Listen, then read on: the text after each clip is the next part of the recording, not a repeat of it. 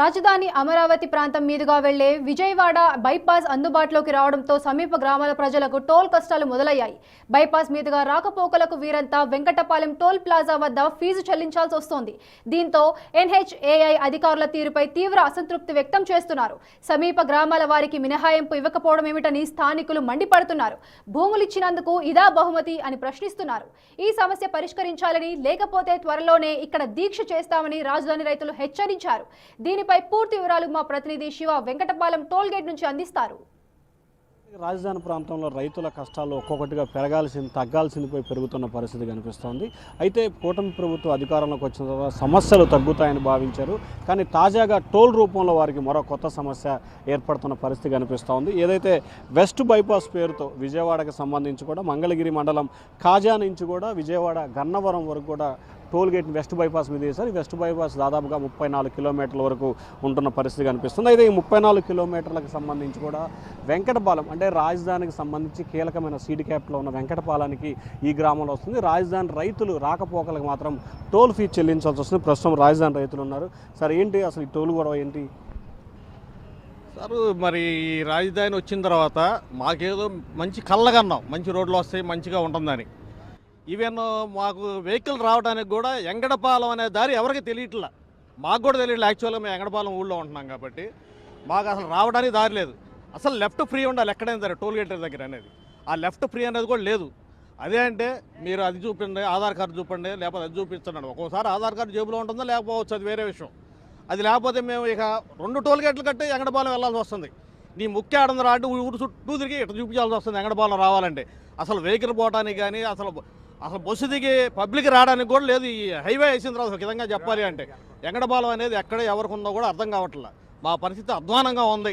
మాది ఎంగడపాలెం విజయవాడకి 5 కిలోమీటర్లు 6 కిలోమీటర్ల దూరం ఉండగానే దీనికి సరైన రూటింగే లేదు, అసలు రూట్ మ్యాపే లేదు. అసలు ఎలా వెళ్ళాలి, ఎలా పోవాలి, మేము వచ్చేవాళ్ళకి కూడా ఎవడన్నా చుట్టం వచ్చినా కానీ చెప్పడానికి కూడా వీళ్ళని అంత అధ్వానంగా ఉంది. ఈ రాజధాని వచ్చిన తర్వాత మా పరిస్థితి అట్లా ఉంది. సార్ మంత్రులు, కేంద్ర మంత్రి, రాష్ట్ర మంత్రి, స్థానిక శాసనసభ్యుడు కమిటీ వేసాడుగా రైతులతో, వాళ్ళ దృష్టికి తీసుకెళ్లారు ఈ అంశం. 4 నెలల నాడు ఇక్కడ మీటింగు జరిగినప్పుడు నారాయణ గారు పోతే మా ఊరికి అసలు దోవేదండి, అసలు నేషనల్ హైవే వచ్చింది, చుట్టుముడి ఎక్కడానికి దోవలేదు అని మేము వాళ్ళ దృష్టికి తీసుకెళ్ళింది. తర్వాత ఈ ఛానల్స్లో వచ్చిన తర్వాత మొన్న 2 పిఏ గారిని పంపించారు.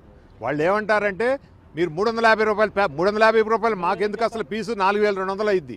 అసలు మేమేమంటారంటే గుంటూరు పోతే మేము కడతారు, ఇప్పుడు ఏరే ఊరు వాళ్ళు అయినా వస్తారు, మా ఎంగడపాలెం వస్తారు, వాళ్ళు వచ్చి ఇక్కడ వెళ్తారు. వాళ్ళు అదే గుంటూరు రోడ్డుతో కదా, వాళ్ళు ఏంటంటే ఈ టోల్ గేట్ కోసం పాటపాడి వచ్చి ఇవన్నీ ఇక్కడ పరిస్థితులు తెలుసుకోకుండా అసలు ఈ నేషనల్ హైవే ప్లానే తప్పు. ఇక్కడ కాకాన్ దగ్గర ఎంత ఉంది టోల్ గేట్ ఎడల్పు, ఈడెంత పెట్టాడు, ఇరుకు పెట్టాడు.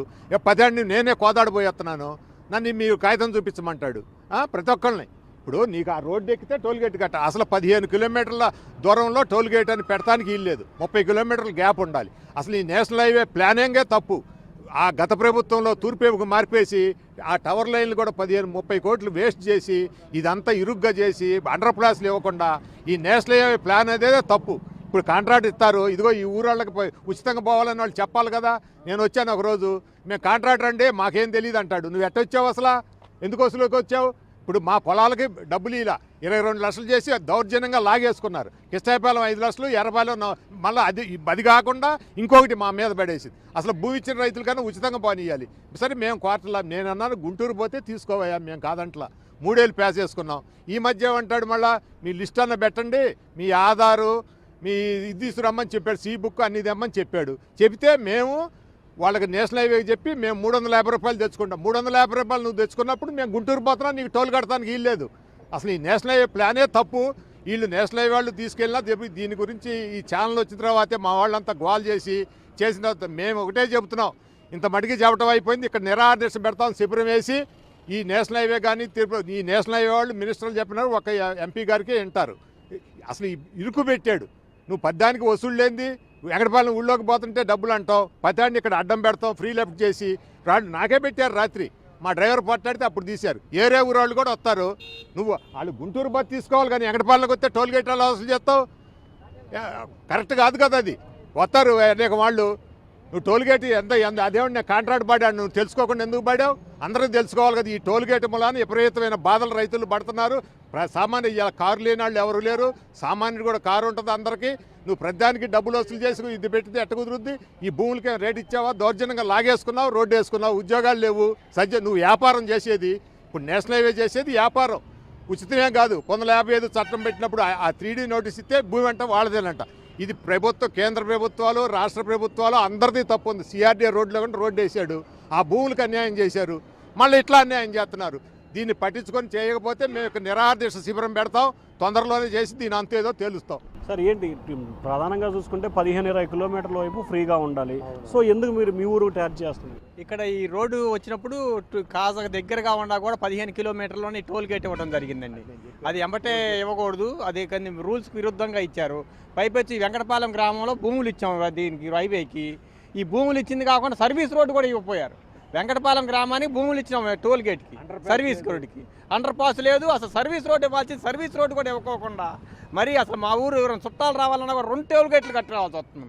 టోల్ గేట్ యూటర్న్ తీసుకొని మళ్ళీ 2 టోల్ గేట్లు కట్టి రావడం అంటే అసలు మా ఊరు వచ్చి చుట్టాలుగా లేరు. అసలు ఇక అందరూ మానుకున్నారు. అసలు మా ఊరు తిరిగి అడ్రస్ తెలియక ఎందుకు 2 టోల్ గేట్లు వస్తాయి?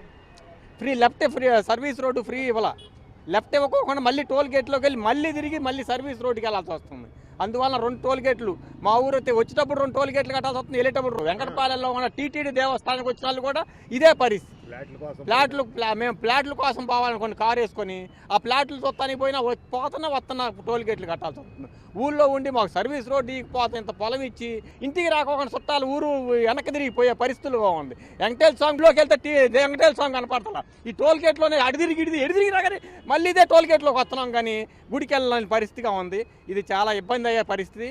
ఇది ప్రభుత్వ దృష్టికి తీసుకెళ్ళి అది అంతా సరే పర్యవేక్షణ చేసి దీన్ని ఏదో ఒక మార్గం చూపించమని కోరుతున్నాము. సో ఇది మొత్తం మీద చూసుకుంటే ఫ్రీ ఎగ్జిట్ ఉండాల్సింది, కానీ ఇక్కడ ఎక్కడా కూడా ఫ్రీ ఎగ్జిట్ లేదు. అలాగే ఈ ప్రాంతానికి అంటే ఈ గ్రామానికి వచ్చే వారికి సంబంధించి కూడా ముందుకెళ్ళి మళ్ళీ యూటర్న్కి తీసుకొని సర్వీస్ రోడ్డుకు వెళ్లాల్సిన పరిస్థితి కనిపిస్తుంది. సో దీంతో ఎవరైతే రాస్తున్నారో పోతున్నారో వాళ్ళందరికీ సంబంధించి డబల్ టోల్ గేట్ పడుతుంది. ముఖ్యంగా జాతీయ రహదారికి సంబంధించి టోల్కి నియమ నిబంధనల ప్రకారం 15 కిలోమీటర్లకు సంబంధించి 20 కిలోమీటర్ 15 నుంచి 20 కిలోమీటర్ల లోపు ఆ వైపు ఈ వైపు 4 దిక్కుల్లో ఉన్న వారందరికీ కూడా ఉచితంగా ఇవ్వాలి. కానీ ఇక్కడ టోల్ గేట్కి సంబంధించి ఎన్హెచ్ వారు ఉచితం ఇవ్వట్లేదు. అలాగే రాజధాని కోసం తాము భూములు ఇచ్చాము, అలాగే ఎన్హెచ్ బైపాస్కి సంబంధించి భూములు కూడా ఇచ్చాము. తక్కువ ధరకు భూములు ఇచ్చినా తమకు ఏ రకమైన ప్రయోజనం లేకుండా ఇబ్బందులు పాలు చేస్తున్నారని చెప్పి రాజధాని రైతులైతే మాత్రం గగ్గోలు పెడుతున్న పరిస్థితి కనిపిస్తూ ఉంది. ప్రభుత్వం దృష్టి కేంద్రీకరించాలని చెప్పి రైతులు కోరుతా ఉన్నారు. ఓటు